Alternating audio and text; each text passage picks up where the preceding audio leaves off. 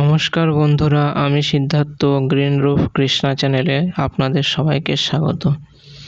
তো আজকে আমি আমার দিদির বাড়িতে এসেছি এবং ছাদে এই যে কারি পাতার ফল ধরেছে, ফলগুলো টেস্ট করে দেখেছি। ফলগুলো হচ্ছে মিষ্টি এবং ভেতরে দানা সবুজ, তোমরা সবাই জানো। আর কারি পাতা অনেক কিছুতেই ব্যবহার করা হয়। তো কারি পাতার সাথে সাথে আমরা যেমন বিভিন্ন ধরনের এই যে লঙ্কা গাছ, তারপরে নয়নতারা, এই গরমের মধ্যেও গাঁদা ফুল গাছ, বেলপাতা, এছাড়া এই যে শিম গাছ, পেঁপে গাছ, কুমড়ো গাছ আছে, যে বেগুন গাছ, কিছু বেগুন ধরেছে, এই গাছে ধরেনি, অন্য গাছে ধরেছে, তোমরা অবশ্যই দেখতে পারবে। এই যে কচু গাছ, হলুদ, এই যে লেবু ধরেছে, দেখো।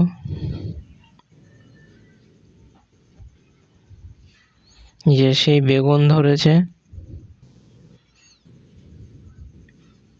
এই চন্দ্রমল্লিকা, ওই যে পাশের বাড়িতে দেখো ছাদ, মানে অনেক কিছু গাছ আছে, দেখো প্রচুর গাছ প্রকৃতির আর কি।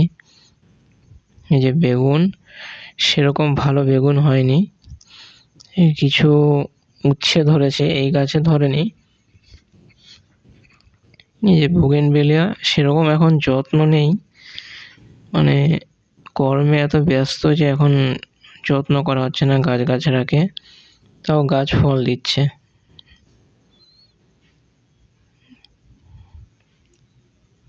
যে বুগেনভেলিয়া,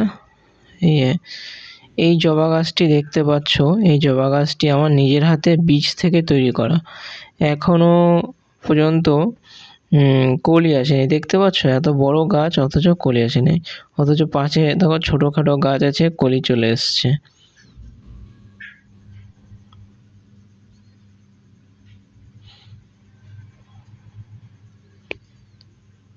এই ড্রাগন, এটা আমার গাছেরই চারা, ড্রাগন গাছের চারা আমি দিদির বাড়িতে লাগিয়েছি। ড্রাগন হলে অবশ্যই দেখাবো, আমার ছাদেই ড্রাগন গাছ আছে, জবা ফুল গাছ নানা ধরনের। আর এখানে এই যে সে নয়নতারার মতো, এটাকে কি বলে, ভি দিয়ে নাম আছে ইংলিশ, এটা একটু লালচে টাইপের নয়নতারাটি। এই যে কি সুন্দর লাগছে একসাথে জড়ো করলে। পাশে আমাদের দেশি সাদা নয়নতারা, এই যে অ্যালোভেরা, সেই একই কারি পাতা, নিম ফল ধরেছে। প্রচুর পুরনো গাছটি, নিম গাছটি প্রচুর পুরনো, তাই নিম ফল ধরা শুরু হয়ে গেছে। বেলপাতা সে একই সবে। এই গাছটি গরমে জল না দিয়ে, যখন 44 ডিগ্রি পড়েছিল, 41 ডিগ্রি 42 ডিগ্রি, জল না পাওয়ার কারণে গাছটি পুরো সবেদা গাছটি পাতা ঝরে গেছিলো, আবার নতুন করে পাতা বেরিয়ে ফুল এসছে। এই যে সে আমাদের প্রকৃতির কাজ করে বলতা, জুম করে দেখালাম। এই দেখো কি করছে ও। একটা স্থলপদ্ম গাছ ছিল যেখানে বলতে চলে, লেবু গাছ। এই যে আমি দিদিকে একটি চারাও দিয়েছি গন্ধরাজ লেবু গাছের, এই যে পাশেই, এই যে এখানেও ফুল এসছে লেবুর।